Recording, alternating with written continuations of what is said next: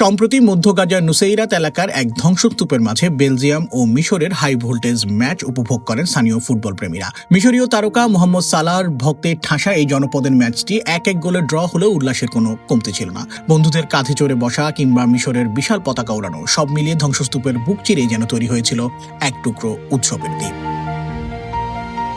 আল জাওয়াইদা এলাকার বাস্তুচ্যুত মানুষের শিবিরেও দেখা গেছে একই চিত্র। প্লাস্টিকের চেয়ার আর বালুর উপর বসে ছোট্ট একটি টেলিভিশনে চোখ রাখছেন ছোট বড় সবাই।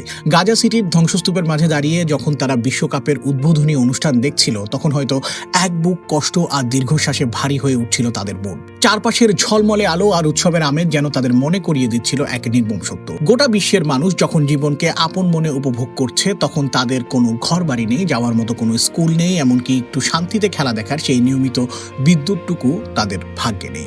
অথচ 2022 সালের কাতার বিশ্বকাপের সময়ও গাজার ফিলিস্তিনি ও ইয়ারমুক স্টেডিয়ামে বড় পর্দা বসিয়ে উৎসব করা হয়েছিল। আজ সেই রেস্তোরাঁ ও আড্ডাস্থলগুলো মাটির সাথে মিশে গেছে।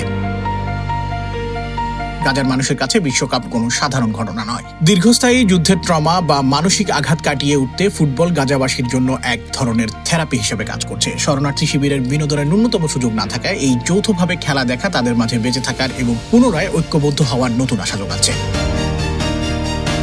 কেবল টেলিভিশনের পর্দাই নয়, দক্ষিণ গাজার খান ইউনিসের এক সৈকতে তরুণরা মেতে উঠেছেন নিজেদের বিশ্বকাপে। খালি পায়ে কিংবা পুরনো জুতা পরে বালুর মাঠে বল ছুটাচ্ছেন তারা।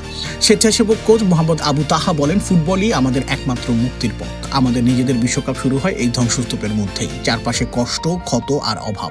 এখানে খেলতে আসা খেলোয়াড়দের অনেকেরই দেহে যুদ্ধের আঘাত স্পষ্ট। কেউ কেউ লড়ছেন অঙ্গহানি নিয়ে।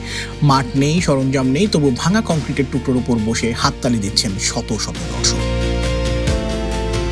যুদ্ধ গাজার মানুষের অনেক কিছু কেড়ে নিয়েছে, তাদের ঘরবাড়ি, স্বপ্ন আর প্রিয়জনদের, কিন্তু ফুটবলের প্রতি চিরন্তন ভালোবাসা কেড়ে নিতে পারে।